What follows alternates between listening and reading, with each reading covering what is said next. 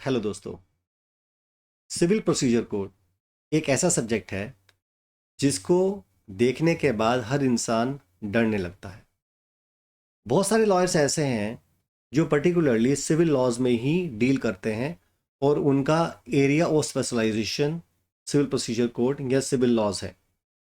शुरुआत से जो लोग सिविल लॉज में डील कर रहे हैं उनके लिए सीपीसी एक ग्रंथ की तरह से है। जो लोग क्रिमिनल लॉज में डील कर रहे होते हैं उनका वास्ता थोड़ा सीपीसी से कम ही पड़ता है। और वो लोग जो शुरू से सीआरपीसी में या क्रिमिनल लॉज में डील कर रहे होते हैं उनके लिए सीपीसी एक हवा जैसा है, उन्हें वो बहुत डिफिकल्ट लगता है। क्या वाकई ही सिविल प्रोसीजर कोड मुश्किल है? अब सवाल ये नहीं है कि वो मुश्किल है या आसान, सवाल है कि आपने जो भी सब्जेक्ट पढ़ा है क्या उसके कंसेप्ट्स आपको प्रॉपरली समझ में आते हैं। अगर समझ में आ रहे हैं तो फिर वो सब्जेक्ट मुश्किल नहीं है। तो सर फिर ये सब लोग सीपीसी को इतना मुश्किल क्यों बताते हैं? देखिए, सिविल प्रोसीजर कोड में सेक्शंस भी हैं और ऑर्डर रूल्स भी हैं। अगर आप जितने भी सब्जेक्ट्स हैं उनसे कंपेयर करेंगे तो आप पाएंगे ये सबसे बड़ा सब्जेक्ट है अपने आप में। इसका जो ऑर्डर नंबर 21 है एग्जीक्यूशन, वो किसी भी अनेक्टमेंट के एक पूरे अनेक्टमेंट से भी बड़ा है। तो बल्कि होने की वजह से लोग कंफ्यूज हो जाते हैं, मालूम नहीं चलता कि कौन कौन से प्रोविजंस कहाँ लगने हैं। अब सीआरपीसी में क्योंकि प्रोसीडिंग्स बहुत तरीके से कन्वेंट की जाती है, उसकी वजह से लोग कंफ्यूज हो जाते हैं कि बेसिकली हमें कौन कौन सी चीज़ कहाँ लगानी है। सीपीसी मुश्किल नहीं है, मुश्किल है इसे रिटेन करके रखना। अगर इसके फंडामेंटल प्रिंसिपल्स एक बार प्रॉपरली आपको समझ में आ गए तो फिर आप समझिए कि लगभग 60 to 70% जितने भी केसेस कोर्ट में आते हैं उन सभी का नेचर आमतौर पर सिविल होता है। एग्जाम्पल के तौर पर जितने भी मैट्रिमोनियल केसेस हैं सिविल नेचर के होते हैं। मर्केंटाइल लॉ जैसे contract, special relief, sales of goods, partnership, civil से रिलेटेड है, सिविल नेचर है। इसी तरह से आपके प्रॉपर्टी से रिलेटेड ट्रांसफर प्रॉपर्टी, ये भी। फिर लिमिटेशन लॉ में बड़े सारे पोर्शन ऐसे हैं जो कि सिविल को डील करते हैं, सिविल से डील करते हैं। सक्सेशन के मामले, इसी तरह से हमारे पास तमाम मामले हैं जो कि सिविल प्रोसीजर के द्वारा गवर्न होते हैं। तो वो सभी लोग जिनको सीपीसी से डर लगता है और वो इससे भागते हैं और वो कहते हैं कि सर अभी हम इसको नहीं करते, इसे बाद में देखेंगे। तो आप समझ लीजिए कि अगर आप जुडिशरी की राह पर चल रहे हैं सिलेक्शन के लिए तो आपको फिर प्रॉब्लम पक्का पक्का पक्का आएगी ही आएगी। तो मेरा तो सजेशन आपको ये है कि जिस चीज़ से आपको ज़्यादा डर लगता हो सबसे पहले उसी को टैकल करो, ताकि आपका डर जो मन में है वो ख़त्म हो जाए। और एक बेसिस का प्रिंसिपल है, जिस चीज़ से तुमको डर लगता है वो ज़्यादा हैपन होती है। तो बजाय उसके भागने के आप उसे फेस करो, आप उसे डील करो। और आप कुछ समय के बाद आप पाओगे कि आपको वो चीज़ें मुश्किल नहीं आसान लगने लगेंगी। तो इसी सीक्वेंस में हम लोग कोशिश करेंगे कि हम अपने सिविल प्रोसीजर कोड के जो बेसिक प्रिंसिपल्स हैं सबसे पहले उसे सेक्शन वाइज डिटेल में पूरा वर्ड टू वर्ड हर डिफरेंट वर्ड्स को एनालाइज करके स्टडी करें, ताकि हमारे जो जितने भी बेसिक प्रिंसिपल्स हैं सिविल प्रोसीजर कोड को लेकर वो हमारे कंसेप्ट क्लियर हो जाएं, ताकि किसी भी तरह के लॉ को हम डील कर रहे हो जिनका नेचर सिविल है उनको हम कोर्ट ऑफ लॉ में प्रॉपरली इंप्लीमेंट कर सकें। और जब हमें उसकी इंप्लीमेंटेशन आ जाएगी तो आप उसे पेपर पर तो रिड्यूस टू राइट कर ही लोगे, यानी कि एग्जामिनेशन में भी आप अच्छा परफॉर्म कर पाओगे और इंटरव्यू में भी अगर कोई क्वेश्चन पूछा जाता है तो उसका भी आप अच्छा रिप्लाई दे पाओगे। तो ठीक है, इंट्रोडक्टरी किसी भी बात को आगे लंबा ना करते हुए शॉर्ट में ही मैं अब आगे प्रोसीड करता हूँ और बात करूँगा अपने इस सेक्शन नंबर 1 के बारे में। देखिए, आप कोई भी सब्जेक्ट पढ़िए, उन सभी का जो सबसे पहला सेक्शन होता है वो 3 चीज़ों के बारे में बात करता है। उसका शॉर्ट टाइटल, यानी हमारे इस एनेक्टमेंट का शॉर्ट टाइटल क्या है। दूसरा वो बात करते हैं कमेंसमेंट, यानी कि ये कब से लागू होता है। और तीसरी वो बात करते हैं एक्सटेंट, यानी कि इस हमारे एनेक्टमेंट का विस्तार, जिसे हिंदी में कहते हैं विस्तार, विस्तार कहाँ तक। तो 3 बातें हैं मेरे पास यहाँ पर। पहला, इसका टाइटल क्या है। दूसरा, ये कमेंस कब हुआ। और तीसरा, इसका एक्सटेंट कहाँ कहाँ तक है। यानी कि हमारा इंडिया एक यूनियन ऑफ स्टेट्स है, सभी जो है स्टेट्स को मिलाकर उसका एक समूह है, तो सभी जगह पर लगना चाहिए, लेकिन एक्चुअल में ऐसा नहीं है। ठीक है, अब चलिए ज़रा समझते हैं आगे कहाँ कहाँ पर किन किन स्टेट्स में लागू हो रहा है, कहाँ कहाँ लागू नहीं हो रहा है। यहाँ पर वो कहते हैं इसको हम नाम दे रहे हैं, this act may be cited as the code of civil procedure 1908, यानी इसका जो शॉर्ट टाइटल है, इसका जो नाम है वो है the code of civil procedure 1908। और ये लागू कब हुआ? वो कहते हैं it shall come into force on the first day of January 1908, 1 जनवरी 1909 से ये लागू हुआ। ये कहाँ कहाँ पर लागू होगा? वो कहते हैं it extends to whole of India except number 1 state of Jammu and Kashmir. आप कहेंगे अरे सर, आर्टिकल 370 लागू होने के बाद तो जम्मू कश्मीर हमारा इंटीग्रल पार्ट बन गया। अरे इंटीग्रल पार्ट तो पहले भी था, इंटीग्रल पार्ट तो पहले भी ही था, बस एक स्पेशल स्टेटस दिया गया था। इंडिया का ही पार्ट एंड पार्सल था, सिर्फ एक स्पेशल स्टेटस दिया गया था उसको। वो special status certain time period के लिए था, जब तक उसको प्रोटेक्शन चाहिए था जम्मू कश्मीर को फ्रॉम द इन्वेडर्स। क्योंकि जब ये मामला कोर्ट में, जब ये मामला आया, जब जो वहाँ के राजा थे जम्मू कश्मीर के, उन पर अटैक हो रहा था, उन्हें लगा कि यार मेरे हाथ से निकल जाएगा, मैं भी मारा जाऊंगा। पाकिस्तान में वो विलय नहीं चाहते थे, तो उन्होंने हमारे जो इंडियन पॉलिटिशियन से उनसे बात की। उन्होंने कहा ठीक है हम प्रोटेक्ट कर लेंगे, लेकिन शर्त ये है आपको हमारे में मिलना होगा। वो कहता है साहब हम मिलने के लिए तैयार हैं, लेकिन उन्होंने कंडीशन लगा ली कि साहब हम ये चाहते हैं कि हमारा अपना एक संविधान हो, हमारे अपने लॉ यहाँ पर लगें, बस इतना हम चाहते हैं। तो उस समय पर उनको एक टेम्पररी रिलीफ दे दिया गया कि मिलिट्री ऑपरेशंस के लिए, टेली कम्युनिकेशन के पर्पज़ के लिए आप अपने वो सेंट्रल लॉ बना लीजिए, उसको तब गवर्न कर लीजिए, लेकिन बाकी सब कुछ जो होगा वो हमारे यहाँ के हिसाब से चलेगा। तो ये फॉर टाइम बीइंग एक सर्टेन स्टेटस उनको दिया गया था। सुप्रीम कोर्ट ने भी बाद में कहा है 370 लागू होने के बाद कि 370 कॉन्स्टिट्यूशनल है, कोई प्रॉब्लम नहीं है। ये जो स्टेटस दिया गया था ये टेम्पररी था, अब इसकी ज़रूरत नहीं है, इसको हटा लिया जाए तो कोई दिक्कत नहीं है। तो क्या मेरा ये सीपीसी अब जम्मू एंड कश्मीर पर भी लगेगा? जी बिल्कुल लगेगा। तो सर आपने यहाँ पर लिखा क्यों है? मैंने इसलिए लिखा है कि आपको पुराना मालूम चल जाए क्या है और अब नया क्या है वो भी पता चल जाए। तो मैं लिख देता हूँ it applies to Jammu and Kashmir also. Slide में मैं यहाँ पर मेंशन कर सकता था it includes Jammu and Kashmir, लेकिन क्योंकि पुराना स्टेटस क्या था नया क्या है उसके लिए फिर मैंने यहाँ पर बताने के लिए कि अर्लियर ये नहीं अप्लाई होता था लेकिन अब अप्लाई होने लगा है, इसलिए मैंने यहाँ पर इसको इंक्लूड किया है। आगे वो कहते हैं और कहाँ पर अप्लाई नहीं होता है? हाँ, इसमें कोई तब्दीली नहीं हुई है, सिर्फ जम्मू कश्मीर में ही 370 का जो स्टेटस था वो हटाया गया, बाकी तो एज इट इज़ ही है, इसमें कोई दिक्कत नहीं है। तो यहाँ पर वो कहते हैं it extend to the whole of India except the state of Nagaland and its tribal area. I'm sorry, and the tribal area. देखो यहाँ पर ही गलती करते हैं सब लोग, जैसे मैंने भी यहाँ पर बोल दिया and its tribal area, नहीं, यहाँ पर ये नहीं लिखा and its tribal area, उन्हें लिखा and the tribal areas। मतलब हमें ट्राइबल एरियाज नागालैंड के नहीं देखने, हमको सिर्फ ट्राइबल एरिया देखना है। कई बार लोग सोचते हैं कि नहीं, स्टेट ऑफ नागालैंड के ट्राइबल एरिया, क्या वाकई नागालैंड के ट्राइबल एरियाज हमको देखने हैं या कोई भी ट्राइबल एरिया जो हमारे इंडिया में है वो देखने हैं? तो उनका कहना है the state of Nagaland and the tribal areas. अब और ट्राइबल एरियाज के बारे में, ट्राइबल एरिया की डेफिनेशन क्या है वो भी हम आगे देख लेंगे, लेकिन बहरहाल इतनी बात समझ में आती है कि नागालैंड में हमारा सीपीसी नहीं लगता। अच्छा सर, अगर नागालैंड में हमारा सीपीसी नहीं लगता लेकिन नागालैंड वाले स्टेट गवर्नमेंट वहाँ की अगर एक नोटिफिकेशन निकाल कर सीपीसी को अडॉप्ट कर ले तो फिर ठीक है, लग जाएगी उनके पास। देखिए हमने तो कहा कि ठीक है सेंट्रल लॉ में तो हम नहीं अप्लाई कर रहे, लेकिन हम किसी स्टेट को रोक नहीं रहे कि आप हमारे लॉ को अडेप्ट करके अगर आप इन्वोक करना चाहते हो तो कर लो, हम नहीं तुम्हें रोक रहे, तो वो पॉसिबल है।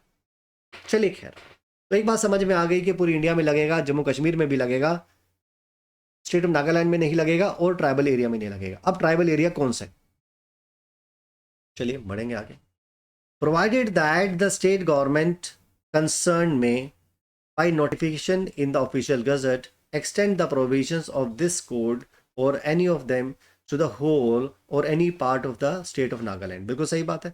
अगर वहां की सरकार चाहे, नागालैंड की सरकार चाहे और वो ये चाहे कि इस सीपीसी को हम अपने स्टेट नागालैंड में अप्लाई कर लें तो ठीक है, आप एक नोटिफिकेशन निकाल दो ऑफिशियल गजट में, मेंशन कर दो कि हम पूरे नागालैंड में इसे लागू करना चाहते हैं, या हम इसे नागालैंड के किसी पर्टिकुलर पार्ट में अप्लाई करना चाहते हैं, या अगर कोई ट्राइबल एरिया का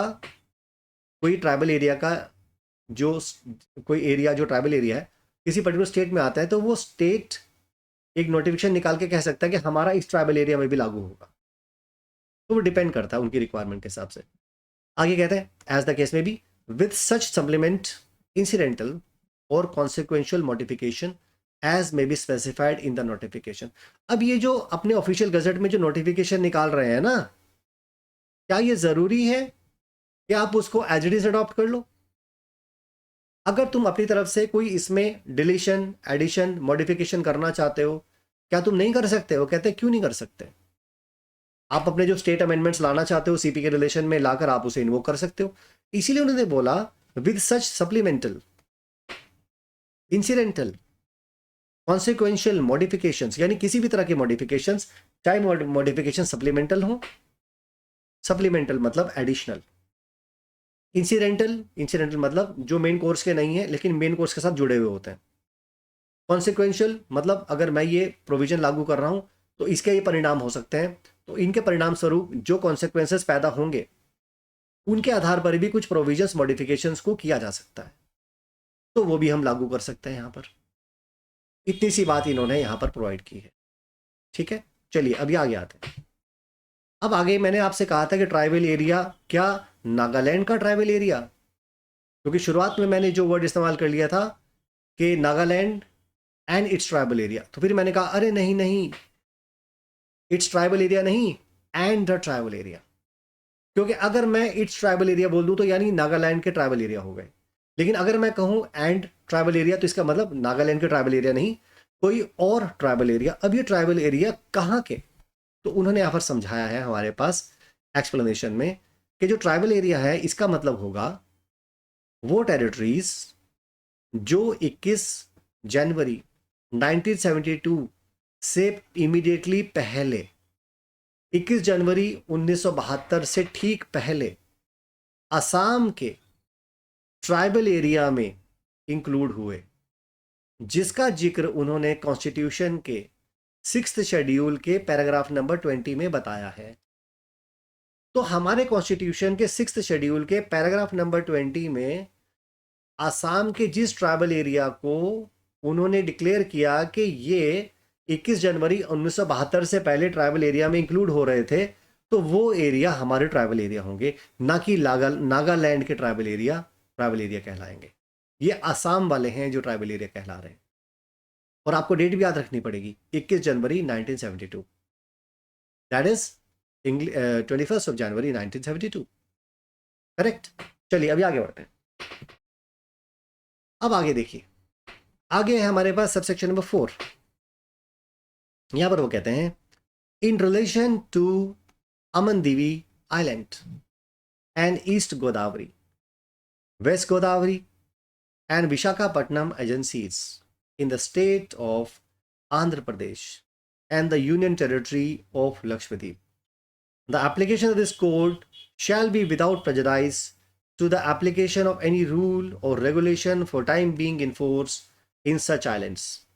अब जहाँ तक हमारे अमीन दीवी आइलैंड हैं, हमारे जो आंध्र प्रदेश में जो विशाखापट्टनम एजेंसीज हैं, वेस्ट गोदावरी हैं, ईस्ट गोदावरी है, या हमारा लक्षद्वीप का जो यूटी का एरिया है, वो कहते हैं ये हमारा सीपीसी, अगर वहाँ पर कोई भी रूल्स लगे हैं, कोई भी रेगुलेशन चल रहे हैं उस आइलैंड में, तो उन पर कोई भी प्रतिकूल प्रभाव डाले बगैर ये वहाँ पर लागू हो सकते हैं।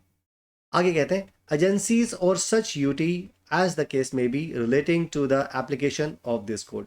अगर उन्होंने अपने इस एरिया में सीपीसी को लागू करने के रिलेशन में कुछ रूल्स बनाए हैं, या उन्होंने कहा है कि हमारे पास इस सीपीसी के ये पर्टिकुलर ऑर्डर रूल्स लगेंगे, ये सेक्शंस लगेंगे, तो उनके हिसाब से ही हमारा सीपीसी उनके ऊपर लागू होगा।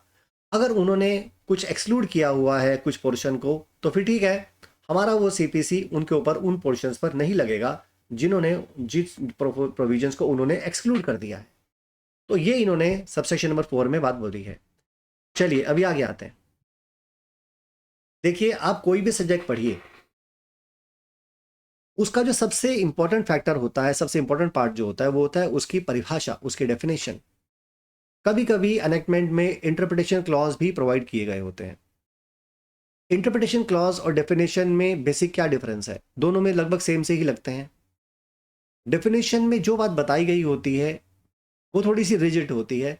जितना बोला है, सेक्शन में बोला है, वही हमको पढ़ना होता है, हम उसके बियॉन्ड नहीं जा सकते।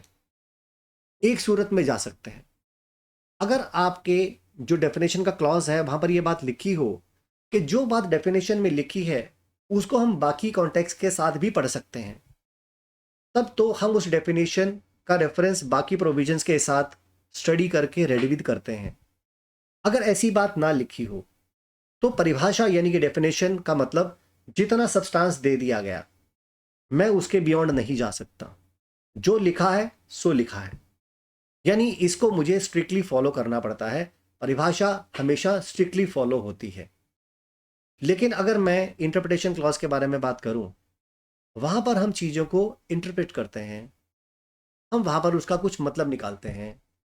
उस मतलब निकालने के लिए मैं कुछ रेफरेंसेस उसी एनेक्टमेंट के वेरियस प्रोविजंस का रेफरेंस लेकर भी कर सकता हूँ, उनका एग्जाम्पल लेकर भी मैं उनको रेफर करके कुछ कंस्ट्रू कर सकता हूँ, कुछ डिटर्मिनेशन कर सकता हूँ। यानी कि यहाँ पर हम चीज़ों को लिबरली कंस्ट्रू करते हैं, स्ट्रिक्टली या नैरोअर नहीं। यहाँ पर हमारा स्कोप थोड़ा वाइडर होता है। मैं उस डेफिनेशन यानी इंटरप्रिटेशन क्लॉज के थोड़ा सा बियॉन्ड भी जा सकता हूँ, अगर हमारे इंटरप्रिटेशन क्लॉज में बात बोला हो कि मैं इसका रेफरेंस बाकी क्लॉजेस के हिसाब से भी ले सकता हूँ, अगर ऐसा लिखा हो तो। और अगर सर ऐसा नहीं लिखा हो तो फिर जो बात लिखी है मुझे वही फॉलो करनी होती है, उतनी ही बात को मुझे लेकर चलना होता है। आप मेरी बात समझ गए? तो यहां पर उन्होंने इंटरप्रिटेशन क्लॉज के बारे में तो बात ही नहीं की, उन्होंने बात की है डेफिनेशन के बारे में। तो डेफिनेशन में वो कहते हैं, सेक्शन नंबर 2 में, डेफिनेशन दी है, याद रखिएगा। कई बार वो आपसे पूछते हैं कि ठीक है सीपीसी में डेफिनेशन कहाँ दी गई है। डेफिनेशन के बारे में आप कभी भी उठाकर देखोगे प्रीवियस ईयर क्वेश्चन पेपर्स को, तो आप पाओगे एक आधा क्वेश्चन प्री में अक्सर आपको मिलेगा। लगभग 80% तक के चांसेस होते हैं कि प्री के पेपर में आपके पास यहां से कोई क्वेश्चन पूछा गया हो। अब यहां पर वो कहते हैं, in this act unless there is anything repugnant in subject और कॉन्टेक्स्ट, यानी कि अगर कोई अन्यथा बात, कोई रिपुग्नेंट बात कहीं और लिखी गई हो फिर तो ठीक, अगर नहीं लिखी तो फिर मेरे पास जो यहां पर लिखा है, वो जो लिखा है मैं उसमें उनको एज इट इज पढ़ लूंगा। मतलब ये है कि डेफिनेशन में बारे में ये कह रहे हैं कि अगर मेरे पास इस कॉन्टेक्स्ट में, इस सब्जेक्ट में या किसी कॉन्टेक्स्ट में कोई और बात लिखी हो तब मैं इसे उनके साथ पढ़ लूंगा। लेकिन अगर ऐसी कोई बात नहीं लिखी हो तो जो यहां लिखा है हम उसे ही पढ़ेंगे एज इट इज। ये बोल रहे हैं यहां पर ये लोग। तो यहां पर वो कहते हैं सबसेक्शन नंबर 1 में, याद रखिए सबसेक्शन नंबर 1 में कोड के बारे में बताया है। कोड का क्या मतलब? कोड का मतलब, क्या मैं यहां पर सिविल प्रोसीजर कोड के बारे में बात कर रहा हूं? जी बिल्कुल। तो यहां पर ये कहते हैं इसमें रूल्स शामिल होते हैं। रूल्स कौन से? वो कहते हैं नियम। कौन से नियम? हमारे इस सिविल प्रोसीजर कोड से रिलेटेड रूल्स। क्या ऑर्डर रूल्स? जी ऑर्डर रूल्स। और अगर सर कोई और रूल्स बनाए हो तो, जैसे कि अक्सर आप लोगों ने कोई जैसे रेंट कंट्रोल के जो एक्ट्स होते हैं उसमें अनेक्टमेंट बना होता है, फिर अनेक्टमेंट के रूल्स भी बने होते हैं अलग से। तो सर क्या वही वाले रूल्स जो उससे अलग बने होते हैं जो गवर्नमेंट बनाती है? हाँ, वो भी हो सकते हैं। और सर जो हमारे ऑर्डर रूल्स जो लिखे हैं वो तो इसका पार्ट एंड पार्सल है ही। तो इसका मतलब ये कि कोई और नियम भी बने हों, सरकार ने बनाए हों इसके बारे में, तो वो भी हमको साथ में देखने की जरूरत पड़ सकती है। ये यहां पर उनका बोलना है कि code includes rules. Order rules तो हैं ही, सेक्शन तो हैं ही, और कोई और रूल्स भी बने हैं तो वो भी हम इसमें इंक्लूड कर लेंगे। चलिए अभी आगे आते हैं। हमारे सीपीसी का एक बहुत इंपॉर्टेंट डेफिनेशन, जिसकी सबसे ग्रेट इंपॉर्टेंस है हमारे पूरी सीपीसी में, वो है डिक्री। देखिए, कोई भी व्यक्ति अगर कोई मुकदमा लेकर आता है और वो चाहता है उसे उसके बेसिस पर कोई रिलीफ मिले, और अगर उसके फेवर में जजमेंट हो भी गया और डिक्री अगर उसने एग्जीक्यूट नहीं की, तो फिर वो फ्रूट्स उस जजमेंट के उसे नहीं मिलेंगे। बस एक जजमेंट है, उसके फेवर में है, लेकिन उस जजमेंट के आधार पर कोई प्रॉपर्टी अगर मिलनी है उसे मिलेगी नहीं। नॉर्मल केसेस में एक जजमेंट पास होता है और उसके बाद एक सेंटेंस पास होता है। क्रिमिनल केसेस में अगर मैं बात करूं स्पेशली, एक जजमेंट पास होता है, जजमेंट के बाद एक सेंटेंस पास होता है जिसे हम ऑर्डर ऑफ कन्विक्शन बोलते हैं। अगर वो पर्सन एक्विट हो गया तो बस जजमेंट में वो एक्विटल हो गया, बात खत्म हो गया। उसके बाद किसी तरह का कोई और सब्सिक्वेंट ऑर्डर आने की जरूरत नहीं रहती, वहां मामला खत्म हो जाता है। लेकिन अगर मान लो कन्विक्शन हो गया, किसी पर्सन ने कहा साहब हमने क्रिमिनल केसेस में जजमेंट दिया, इस आदमी को कन्विक्ट करते हैं, कन्विक्शन होने के बाद, जजमेंट आने के बाद कुछ और भी रह जाता है कि हमने ये तो कह दिया इस आदमी को हम दोषी मानते हैं, लेकिन दोषी मानने के बाद सजा कितनी दे रहे हैं, यानी उसका दायित्व कितना निर्धारित कर रहे हैं। हम कितने समय के लिए उसे जेल में रखना चाहते हैं, फाइल लगाना चाहते हैं, फांसी देना चाहते हैं, लाइफ इम्प्रिजनमेंट देना चाहते हैं, हम उसकी लायबिलिटी एसरटेन करना चाहते हैं in the context of criminal procedure या क्रिमिनल लॉ, जो कि एक्चुअली जजमेंट के बाद आती है। इसी तरह से अगर मैं बात करूं सिविल लॉ की, यानी कि सिविल प्रोसीजर की, जजमेंट आ गया, जजमेंट हमने किसी के फेवर में दिया या अगेंस्ट दिया, अब उसके बाद कुछ और भी रह जाता है डिक्री के फॉर्म में, जो किसी पर्सन के राइट्स और लायबिलिटीज को एसरटेन करता है। अगर हम कोई पर्सन के अगेंस्ट ऑर्डर पास कर रहे हैं कि आपकी लायबिलिटी है कि आप इतना पैसा सामने वाले व्यक्ति को दीजिए, प्लेंटिफ को दीजिए, तो उसकी लायबिलिटी एसरटेन की हमने रिस्पोंडेंट की और प्लेंटिफ का राइट डिटरमाइन किया। इसका मतलब सिर्फ जजमेंट मिल जाने से खेल खत्म नहीं होता, जजमेंट के आधार के ऊपर कुछ और भी होता है जो उसके बाद पास करना होता है, जिसे हम बोलते हैं डिक्री। ठीक है, इतनी बात समझ में आ गई। चलो अभी डिक्री को समझते हैं कि डिक्री का एक्चुअल में मतलब क्या है। देखिए ये लेक्चर हमारा थोड़ा सा लंबा होगा, तो सारे डेफिनेशन आज तो हम इसे कवर नहीं कर पाएंगे क्योंकि बहुत सारी डेफिनेशंस हैं। हम जितना पोर्शन यहाँ पर कवर हो सकता है आज उसे कवर करने की कोशिश करेंगे। मैं नहीं चाहता कि हम जल्दबाजी में चीज़ों को इतनी तेज़ी से भगाएं कि चीज़ें आपको प्रॉपर्ली समझ में ना आए। ठीक है, तो सबसे पहले देखेंगे डिक्री। अभी डिक्री है क्या चीज़? मैंने यहाँ पर डिक्री बोली है, डिक्री, सी, डिग्री नहीं बोला, डिग्री नहीं बोल रहा, इतने डिग्री सेल्सियस वो नहीं बोल रहा हूँ, डिक्री बोल रहा हूँ। कुछ लोग डिग्री बोलते हैं, डिग्री नहीं होता भैया, डिक्री होता है। तो डिक्री का मतलब क्या है? डिक्री का मतलब होता है एक फॉर्मल एक्सप्रेशन, यानी कि एक न्यायालय का एक औपचारिक expression of an adjudication. Adjudication का मतलब होता है कि कोर्ट के सामने कोई मैटर आया, कोर्ट ने अपना जुडिशियल माइंड अप्लाई किया, अप्लाई करने के बाद उस पर अपना कोई वर्डिक्ट दिया।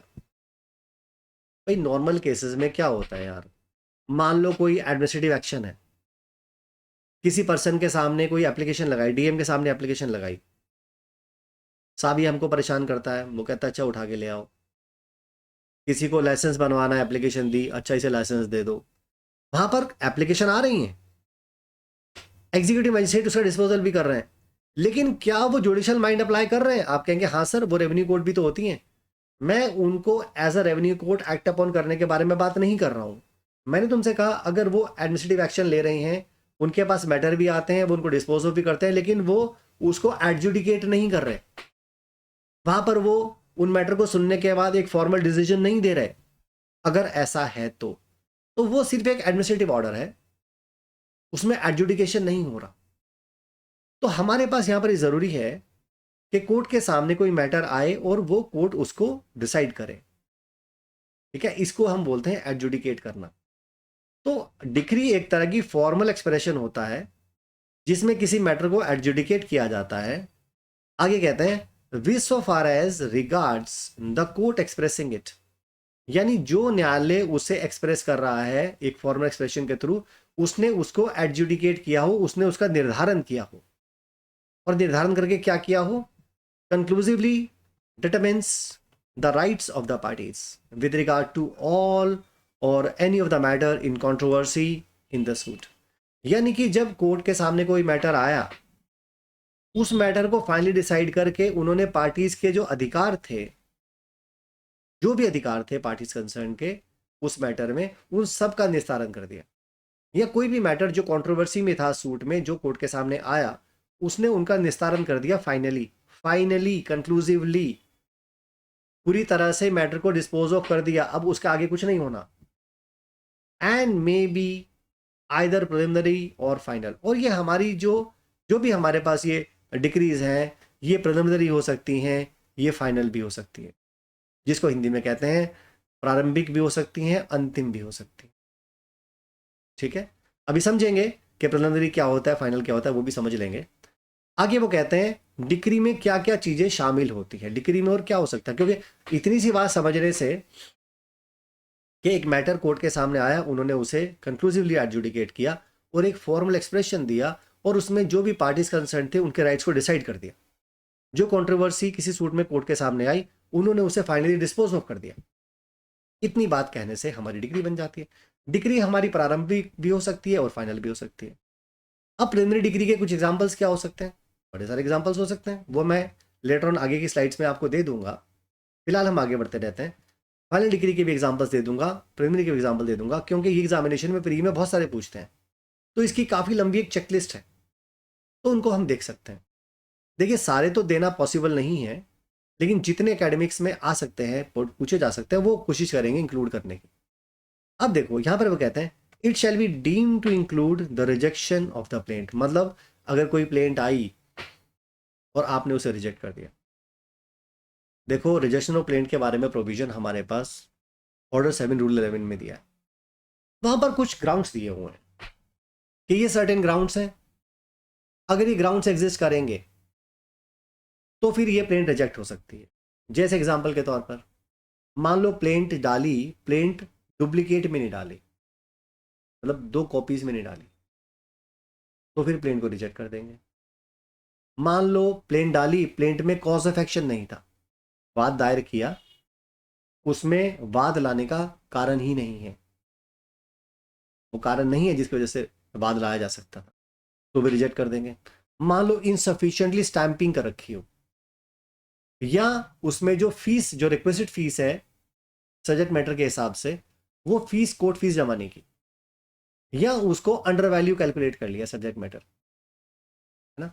तो इस तरह के हमारे पास कुछ मैटर होते हैं जिनके आधार के ऊपर जो प्लेंट होती है वो रिजेक्ट की जा सकती है। तो वहां पर अगर प्लेन का कोई रिजेक्शन करा जाता है, किन आधारों पर, जो कि ऑर्डर 7 रूल 11 में दिए हुए हैं, उनके आधार पर अगर रिजेक्शन होता है तो उसे हम क्या कहते हैं, वो कहते हैं साहब ये डिग्री होती है। अच्छा ठीक है, और आगे वो कहते हैं and the determination of any question with in section number 144। अगर मान लो सेक्शन नंबर 144 के तहत अगर आपने कोई भी मैटर को डिस्पोज ऑफ कर दिया, सेक्शन नंबर 144 में अगर किसी भी क्वेश्चन को आपने डिटरमाइन कर दिया, तो वो भी डिग्री होती है। लेकिन इन्होंने आगे कहा कि भैया ये वाली डिग्री नहीं होगी। कौन सी डिग्री नहीं होगी, ये इन्होंने लिखा है कि ये डिग्री नहीं होगी, डिग्री में ये चीज इंक्लूड नहीं होगी। अब ये इंपॉर्टेंट ज़्यादा, मतलब ये जो एग्जामिनर है इस चीज पर ज्यादा तवज्जो देता है कि क्या चीज डिग्री नहीं है।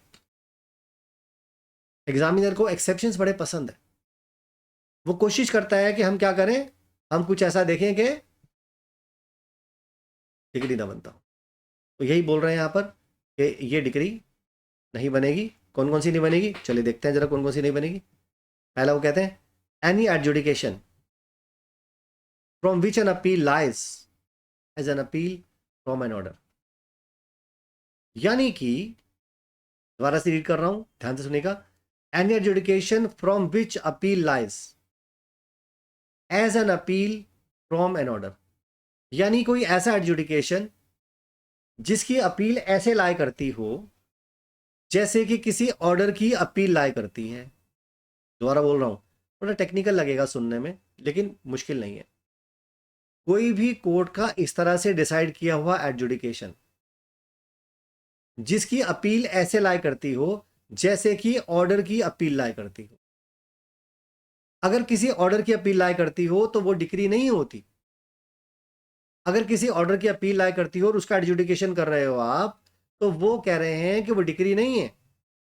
और इसके अलावा अगर मान लो किसी ऑर्डर को हमने कोई ऑर्डर पास किया और वो ऑर्डर हमने ये पास किया कि हम इस प्लेंट को या किसी एप्लीकेशन को या कुछ भी हम उसको डिसमिस कर रहे हैं, यानी अगर आप डिसमिसल का ऑर्डर पास कर रहे हो और डिसमिसल भी आपने इन डिफॉल्ट किया, मतलब एक पार्टी मान लो नहीं आई, वो डिफॉल्ट कर गई, या उसे कुछ काम करना था वो उसने वो नहीं किया, तो आपने इन डिफॉल्ट उस क्लाइंट को डिसमिस कर दिया। तो उस सिचुएशन में वो डिक्री नहीं होगी, क्योंकि हमारा डिक्री हमेशा मेरिट पे डिसाइड होता है, क्योंकि वो कंक्लूसिव डिसाइड होता है दोनों पक्षों को सुनने के बाद डिटेल में। अगर मान लो एक्स पार्टी ऑर्डर पास कर दिया आपने, है ना, या आपने इन डिफॉल्ट डिसमिस कर दिया, यानी कि प्लेंटिफ नहीं आया, रिस्पोंडेंट आया था, एक प्लेन डली, प्लेंटिफ नहीं आया, केस को किसको चलाना था? प्लेंटिफ को चलाना था, वो तो आया नहीं। रिस्पोंडेंट आया, रिस्पोंडेंट कहने लगा साहब ऐसा है, प्लेंटिफ तो आया नहीं। उसने कहा तो क्या करें? कहता है साहब जब साबित करने वाला कोई व्यक्ति नहीं है तो फिर केस को डिसमिस कर दो। उसने कहा हाँ भाई सही बात है, उन्होंने डिसमिस कर दिया। अब यहां पर मैटर डिसमिस हो गया, लेकिन क्या दोनों पक्षों को सुनने के बाद हुआ? नहीं। अब डेफिनेशन तो यही कहती है कि दोनों पार्टीज को सुनने के बाद उनके राइट्स कंक्लूसिवली डिटरमाइन हो जाए और उसके लिए एक फॉर्मल एक्सप्रेशन हो एडजुडिकेशन का, तब वो डिग्री होती है। तो यहां तो आप इन डिफॉल्ट डिसमिस कर रहे हो, इसलिए वो कहते हैं कि ये भैया डिग्री नहीं है। अब देखो आगे वो कहते हैं, उन्होंने एक्सप्लेनेशन दिया है, वो कहते हैं a decree is preliminary when further proceeding have to be taken before a suit can be completely dispose of. कहने का मतलब ये है कि ये जो तुम कहते हो ना कि डिग्री प्रारंभिक होगी, ये डिग्री प्रारंभिक कब होगी? प्रारंभिक तब होगी जब उस मैटर को डिस्पोज ऑफ करने के लिए कुछ फर्दर और प्रोसीडिंग्स करना बाकी रह जाए। अगर आपको कोई मैटर को डिसाइड करना है, उसे आगे पूरी तरह से डिस्पोज ऑफ करने के लिए कुछ और करना बाकी रह जाए, तो उसको बोलते हैं हम प्रिलिमिनरी डिग्री। एग्जाम्पल के तौर पर मैं यहां पर दे देता हूं एग्जाम्पल। मान लो ए ने एक सूट लेकर आया, ये सूट लेकर आया बी के अगेंस्ट। उसने कहा साहब ऐसा है, बी ने मेरी प्रॉपर्टी पर कब्जा कर रखा है, मुझको पोजेशन चाहिए। उसने कहा ठीक है, और क्या चाहिए? उसने कहा साहब मेरे को मैसने प्रॉफिट या मीन प्रॉफिट जो भी तुम बोलते हो, मुझे मैसने प्रॉफिट भी चाहिए, क्योंकि मेरी प्रॉपर्टी पर कब्जा करके इसने नाजायज रूप से वहां से कुछ मुनाफा कमाया है। तो ये मुनाफा इसका नहीं है, ये मेरा है, और इसने प्रॉपर्टी में कोई इंप्रूवमेंट नहीं किया, बस मेरी प्रॉपर्टी पर कब्जा करके उसने वहां से मुनाफा कमाया, किराया पर दे दिया, कुछ भी दे दिया, तो इसने वो जो मुनाफा कमाया वो मेरा है। अब ये कैसे पता चले? कब्जा तो चलो जमीन का पीस है, एक लैंड का पीस है, वो उठाकर तुमको दे दिया, वापस मिल गया तुमको, तुम्हें पोजीशन मिल गया, कोई प्रॉब्लम नहीं है। लेकिन जहां तक मीन प्रॉफिट का सवाल है, मैसने प्रॉफिट का सवाल है, ये कैसे निर्धारित हो कि इसने कितने पैसे कमा लिए? आप कहेंगे जी हम कह रहे हैं कि इसने 5 लाख रुपए कमाए। कोर्ट कहेगी ठीक है, साबित करो 5 लाख रुपए कमाए। आपके कहने से हम ऑर्डर पास कर देंगे कि तुम्हें 5 लाख रुपए दे दो ए को। बी को कैसे ऑर्डर पास करेंगे? तो कोर्ट पहले ये निर्धारित करेगी कि मीन प्रॉफिट क्या है। तो सबसे पहले कोर्ट ने डिटरमाइन किया कि मीन प्रॉफिट क्या है। तो जब कोर्ट ये पहले निर्धारित करेगी कि मीन प्रॉफिट क्या होता है, उसके बाद मीन प्रॉफिट देगी। तो कोर्ट इसका मतलब जब पोजीशन देगी, साथ साथ में मीन प्रॉफिट भी दे देगी। तो दोनों रेमेडी दे सकती है, पोजीशन भी और मीन प्रॉफिट भी। लेकिन मीन प्रॉफिट देने से पहले ये तो निर्धारित करना पड़ेगा ना कि मीन प्रॉफिट था क्या। तो मीन प्रॉफिट को जब निर्धारण किया जाएगा, उसका जो डिटर्मिनेशन किया जाएगा, जब देखा जाएगा कि कितना बनता है, वो हम डिसाइड करेंगे प्रिलिमिनरी डिग्री से। वो हम डिसाइड करेंगे प्रिलिमिनरी डिग्री से। तो यहां पर हमारी प्रिलिमिनरी डिग्री आ गई, हमने निर्धारित कर लिया कि नहीं जी तुम तो 5 लाख मान रहे थे, 5 लाख नहीं बनता, अरे ये तो 4.5 लाख बनता है। तो ठीक है, 4.5 लाख रुपए देंगे। तो पहले निर्धारित किया, फिर दे दिया। जब तुमने अमाउंट दिया वो फाइनल डिग्री, और जब तुमने निर्धारण किया वो ही प्रिलिमिनरी डिग्री। तो फाइनल डिग्री का मतलब ये हुआ जब तुम्हारे पास कोई मैटर एडजुडिकेशन पूरी तरह से डिस्पोज ऑफ हो जाए किसी सूट को, जहां पर कोई भी एडजुडिकेशन पूरी तरह से कंप्लीट हो जाए, उसमें कुछ और करने को ना बचे। जब कोई कार्रवाई पूरी हो जाए, कंप्लीट हो जाए एडजुडिकेशन, और उसमें कुछ और करना बाकी ना बचे, तो वो होता है फाइनल डिग्री। प्रिलिमिनरी डिग्री वो होती है जिसमें अभी कुछ और कार्रवाई करना बाकी बच जाए।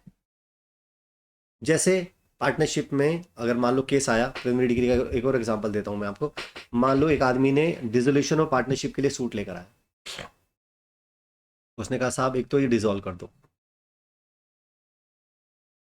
पहला। दूसरा साहब ऐसा है, मुझे पार्टनरशिप फर्म में मेरा शेयर चाहिए, जितना मेरा शेयर है वो डिटरमाइन करा जाए, और डिटरमाइन करके जितना मेरा बनता है वो मुझे दे दिया जाए, मेरे को फाइनल मेरा शेयर दे दिया जाए। अब शेयर तो तब मिलेगा ना जब डिटर्मिनेशन होगा, जो डिटर्मिनेशन होगा शेयर का वो हो गया प्रिलिमिनरी डिग्री, और जितना शेयर बना वो दिया वो हो गया फाइनल। इसी तरह से ये तो मैंने आपको एग्जांपल दिया पार्टनरशिप का। इसी तरह से और एग्जांपल हो सकते हैं, मान लो अकाउंट्स को लेकर, आप कहते हैं साहब मेरे पैसे इसकी तरफ इतने निकलते थे, वो कहता है ठीक है भैया पहले डिटरमाइन कर लो कितने निकलते हैं, तो जितने तुम्हारे निकलेंगे वो हो गया प्रिलिमिनरी डिग्री, और जब फाइनल जितने निकल रहे हैं उसका जो ऑर्डर पास कर रहे होगे तुम्हारे इतने बन गए ये ले लो, वो हो गया फाइनल। क्योंकि अगर आपने निर्धारित कर लिया कि इसके इतने बनते हैं तो बनने का प्रक्रिया तो खत्म हो गई कि इतने निकलता है, लेकिन तुम फिर ऑर्डर ये भी तो पास करोगे ना कि हम इसे कह रहे हैं कि इतना पैसा तुम इसको दोगे, तो जो तुम कह रहे हो दोगे तो उसके देने के बाद केस खत्म हो गया, कुछ और करना हो बाकी बचा नहीं उसके अंदर, तो वो हो गया फाइनल। तो ये कुछ एग्जांपल्स हैं हमारे पास, और डिटेल एग्जांपल्स हम लोग आगे देखेंगे। फिलहाल जो डायरेक्ट वाला पोर्शन है उसको पहले कवर कर लेते हैं। आगे कहते हैं it may be partially preliminary and partially final. अब देखो यहाँ पर मैंने तुमसे कहा कि पार्टनरशिप फर्म में मैंने प्रिलिमिनरी डिग्री पास की, फाइनल भी की, तो एक ही डिग्री एक ही पर्टिकुलर मुकदमे में आंशिक रूप से प्रिलिमिनरी भी हो सकता है, आंशिक रूप से इन पार्ट फाइनल भी हो सकता है।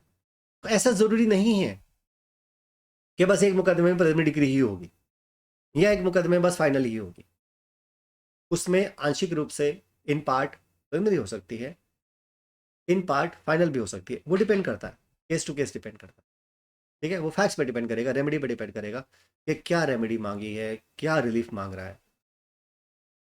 चलिए अभी आगे आते हैं, कुछ इंपॉर्टेंट क्वेश्चंस हैं, इंपॉर्टेंट उनको पहले देख लेते हैं, जो कि एग्जामिनेशन में, मेंस में, प्री में पूछते हैं, घुमा घुमा के पूछ सकते हैं। हम लंबी चौड़ी कहानी यहाँ पर नहीं गाएंगे, बस बिल्कुल पिन पॉइंट हैमर करेंगे ताकि कुछ की नोट्स तुम्हारे दिमाग में बैठ जाए along with the citation and all. यहाँ पर मैं डिटेल साइटेशन को डिस्कस नहीं कर रहा हूँ, उनकी रेशियो डिसेंडी ले रहा हूँ बस, ताकि रेडी रेकन हो, आसान, याद करने के लिए भी आसान हो, और तुम्हें रेमेडी भी, मतलब जो भी आपको की पॉइंट्स चाहिए वो रिकॉल करने के लिए आपके पास अवेलेबल हो। सवाल ये है कि ये जो हम प्लेन को रिजेक्ट करते हैं, आप कहेंगे सर प्लेन रिजेक्ट करने वाला तो अभी हमने पढ़ा था, rejection of plaint is deemed to be a decree, order 7 rule 11 sir आपने हमको बताया था। हाँ बिल्कुल सही बात है, तो यहाँ पर वो घुमा के पूछ सकते हैं कि अगर रिजेक्शन ऑफ प्लेन है for non payment of deficient court fees, तो यही मैंने आपको बताया था कि कोर्ट फीस जितनी जमा करनी होती है अगर वो जमा नहीं की गई, अगर मान लो एक प्रॉपर्टी की वैल्यू है 1 करोड़, 8% के हिसाब से मान लो कोर्ट फीस है, एग्जाम्पल के तौर मान लो, तो 1 करोड़ का 8% कितना हो गया, 8 लाख, तो तुम्हें 8 लाख कोर्ट फीस देनी है, आपने 8 लाख जमा नहीं की, तुमने 5.5 लाख जमा कर दी या 5 लाख जमा कर दी, 5 लाख आपने जमा कर दी, आपने कोर्ट फीस डेफिशिएट जमा की है। अब कोर्ट क्या करेगी, कोर्ट कहेगी भैया सब्जेक्ट मैटर ऑफ वैल्यू कितना बताया, कहता है 1 करोड़, कोर्ट फीस कितनी लगती है सर 8%, कितनी जमा की, पहले सर 5.5, अरे रिजेक्ट। हाँ इसमें कुछ साइटेशंस भी हैं, सुप्रीम कोर्ट ये भी कहता है कि ठीक है अगर आपकी इंसफिशिएंट फीस है तो उसे एकदम से रिजेक्ट मत करो, इसे आप टाइम दे दो और एक अपॉर्चुनिटी दे दो, आप एक काम करो कि जो रिक्विजिट बाकी फीस है, जो डेफिशिएंट फीस है वो जमा करा दे, और अगर वो टाइम देने के बावजूद भी डेफिशिएंट फीस जमा नहीं करता तब आप रिजेक्ट कर दो।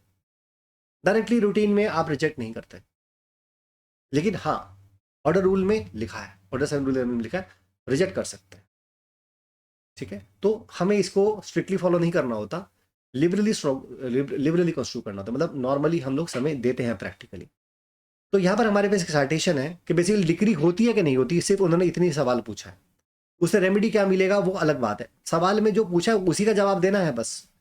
उन्होंने कहा डिग्री होती है हाँ या ना भैया ये बता दो बस, तो मुझे उसके बियॉन्ड जाना नहीं है, जो पूछा है उसके बियॉन्ड मुझे जाना नहीं है, जितना पूछा है मुझे उतना ही जवाब देना है। शमशेर वर्सेस राजेंद्र का केस है 1973 सुप्रीम कोर्ट, पेज नंबर 2384 पर छप वहां पर लिखा है कि an order rejecting a plaint for non payment of a deficient court fees is also a decree, ये डिक्री होती है। ठीक है, तो शॉर्ट अगर क्वेश्चंस में आते हैं उसको लिख सकते हैं। बड़ा लिखना चाहते हो तो ये आप साइटेशन रेफर करके डिटेल में इसको स्टडी कर सकते हो, हालांकि ज़रूरत नहीं है क्योंकि आपके पास ऑर्डर रूल में, ऑर्डर 7 रूल 11 में स्पेसिफिक प्रोविजन ऑलरेडी दिया हुआ है। ठीक है, चलो एक और क्वेश्चन है, दूसरा क्वेश्चन है, इंपॉर्टेंट क्वेश्चन है ये भी। जहां जहां पर मैंने इंपॉर्टेंट लिखा है उसको फ्यूचर के अपने रेफरेंस के लिए मार्क कर लेना, एग्जामिनेशन में आने की चांसेस पूरे पूरे हैं। यहां पर कहते हैं is an order returning a plaint to be presented to the proper court a decree. अब देखो, अभी तो हम लोग यार सीपीसी स्टार्ट ही कर रहे हैं। अभी तुम में से बहुत सारे लोग ऐसे होंगे जिन्हें रिजेक्शन ऑफ प्लेंट के बारे में नहीं पता, जिन्हें रिटर्न ऑफ प्लेंट के बारे में नहीं पता। रिटर्न ऑफ प्लेंट के बारे में थोड़ा सा रेफरेंस दे देता हूं। मान लो, देखो स्क्रीन पर दिखाता हूं, थोड़ा सिंपल बना लेते हैं चीज़ों को ताकि चीज़ें दिमाग में अच्छे से बैठ जाए। मैंने आपसे कहा ना कोई जल्दबाजी नहीं मचाएंगे, सब कुछ आराम से करेंगे ताकि चीज़ें अच्छे से दिमाग में बैठते रहे। तो मान लो मेरे पास एक पर्सन है ए, एक पर्सन है बी। ठीक है। अब इसने एक सूट फाइल कर दिया किसी ऐसी कोर्ट में जो कि दिल्ली में है, लेकिन एक्चुअल में कॉज ऑफ एक्शन जो अराइज हुआ था, जो मुकदमा लाने का कारण था, वो अराइज हुआ था जयपुर में। यानी कि टेरिटोरियल जुरिडिक्शन उस मुकदमे को लाने का जयपुर में है। ए ने जो मुकदमा बी के अगेंस्ट लेकर आ गया, वो लेकर आ गया दिल्ली में। दिल्ली के कोर्ट के पास तो जुरिडिक्शन नहीं है, उनके पास तो क्षेत्र अधिकार नहीं है। तो फिर दिल्ली की कोर्ट क्या करेगी? दिल्ली की कोर्ट उस मैटर को एडजुडिकेट नहीं करेगी। तो वो ये करेगी, वो उसको रिटर्न कर देगी ए को, उसे वापस लौटा देगी और कहेगी कि ये प्रॉपर कोर्ट नहीं है, आप उसे किसी और के पास ले जाकर दाखिल कीजिए। अब उन्होंने कुछ डिसाइड किया क्या? क्या मैटर को एडजुडिकेट किया? क्या मैटर के ऊपर सुनवाई की? आप कहेंगे सर हो सकता है ए ने फाइल किया हो, प्लेन फाइल की हो, बी ने अपना रिटर्न स्टेटमेंट में लिखा हो कि साहब नहीं है,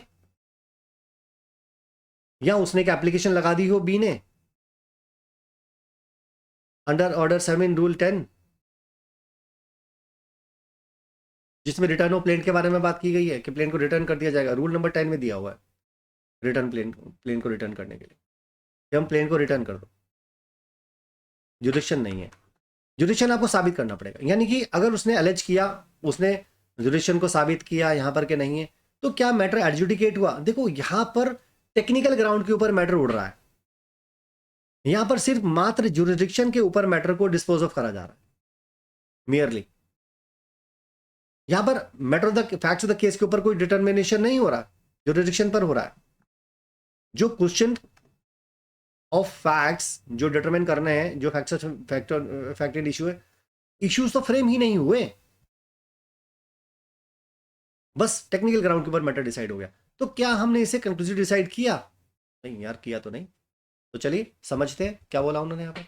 वो कहते हैं नहीं भैया नहीं, रिटर्न करना डिग्री, अगर प्लेन को रिटर्न करते हैं वो डिग्री नहीं होती। आगे कहते हैं an order returning a plaint to be presented to the proper court is not a decree. The reason behind it is that such an order does not negate any right of a plaintiff and not a decision on the rights of the parties। पहली बात तो ये है कि plaintiff के rights को negate नहीं करना चाहिए, उसके जो अधिकार हैं जिस दूसरी अदालत में जाकर उसको मिलने चाहिए वो जाके ले ले वहां पर। हमारे पास जुरिडिक्शन नहीं है, अगर हम मना कर रहे हैं कि हमारे पास नहीं है तो इसका मतलब ये है कि किसी और के पास भी नहीं है, कि कहीं और है तो वहां जाके ले लो ना, हम तो डिसाइड नहीं कर रहे। और दूसरा वो कहते हैं यहाँ पर दोनों पार्टीज के राइट्स तो डिसाइड ही नहीं किए, कुछ इशू फ्रेम ही नहीं हुए। Thus it is clear that an order of returning a plane to be presented to the proper court is not a decree, इसलिए वो डिग्री नहीं है। तो कभी कभी तुमसे अगर ये पूछें कि बताओ रिटर्न ऑफ प्लेन क्या होता है, डिग्री होती है नहीं, तो तुम कहते हो, तुमने मान लो ऊपर वाला जो बोल्ड मैंने किया हुआ इतना पोर्शन आपने लिख दिया नहीं भाई नहीं होती, और फिर चुपचाप बैठ गए। और तुम चाहते हो कि तुम्हें पूरे नंबर मिल जाए, कुछ नहीं मिलने वाला, आधा नंबर दे देंगे उठाकर। सर क्या करें? अरे प्रॉपर एक्सप्लेनेशन दो ना, प्रॉपर ड्यू रीजन दो, एक्सप्लेनेशन दो, तब वो मैटर आगे बढ़े। ठीक है,